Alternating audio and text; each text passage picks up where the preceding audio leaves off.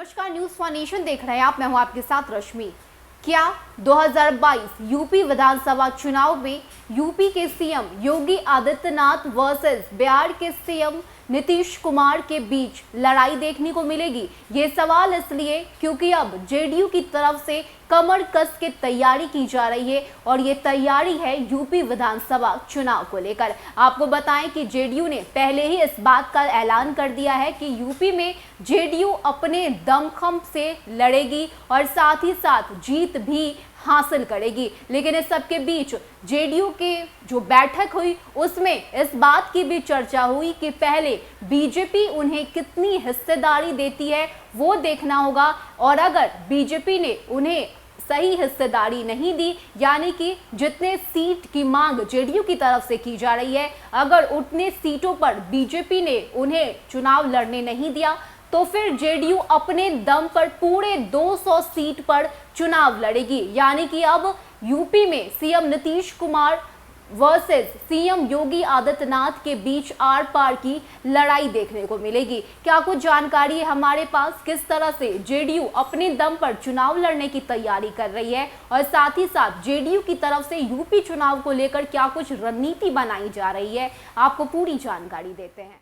UP विधानसभा चुनाव को लेकर जेडीयू कुछ ज्यादा ही गंभीर है। पार्टी के सीनियर नेताओं ने साफ कर दिया है कि अगर यूपी में सम्मानजनक सीटें बीजेपी की तरफ से नहीं मिली तो वो अकेले चुनाव लड़ेंगे। वह भी 10 से 20 सीटों पर नहीं बल्कि 200 सीट पर जेडीयू अपने दम पर उतरेगी। जदयू की राष्ट्रीय परिषद की बैठक में यूपी चुनाव को लेकर प्रस्ताव भी पारित कर लिया गया है। राष्ट्रीय प्रवक्ता केसी त्यागी ने ये साफ कर दिया है कि पहले राउंड की बातचीत जेडीयू और बीजेपी के बीच हो चुकी है। अगली बातचीत में साफ होगा कि दोनों पार्टी कितनी कितनी सीटों पर चुनाव लड़ेगी। हालांकि केसी त्यागी ने यह भी साफ कर दिया है कि यदि बीजेपी सम्मानजनक सीट नहीं देती है तो यूपी में जेडीयू अकेले चुनाव लड़ेगा और इसके लिए 200 सीटों का चयन किया जा चुका है। वहीं यूपी के प्रदेश अध्यक्ष अनूप सिंह पटेल विधानसभा चुनाव को लेकर बड़े बड़े दावे कर रहे हैं। उन्होंने कहा है कि यदि बीजेपी सम्मानजनक सीट नहीं देती है तो यूपी में 200 सीटों पर चुनाव लड़ेगी।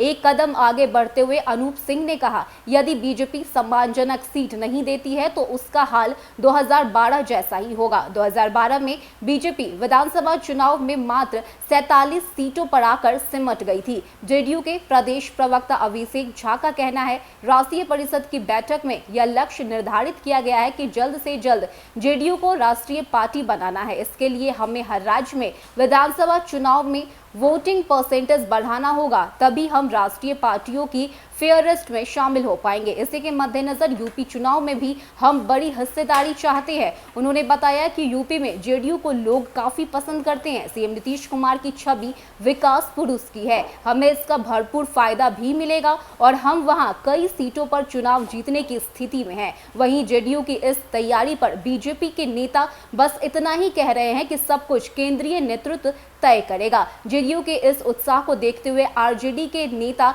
तंज भी कस रहे हैं। यानी कि अब यूपी विधानसभा चुनाव में आर पार की लड़ाई देखने को मिलेगी, क्योंकि जहां एक तरफ सीएम नीतीश कुमार अपनी तैयारी कर रहे हैं तो वहीं बीजेपी की तरफ से भी रणनीति बनाई जा रही है। इसके साथ आपको बता दें कि जेडीयू ने यह भी स्पष्ट किया है कि पहले राउंड की बातचीत हो चुकी है।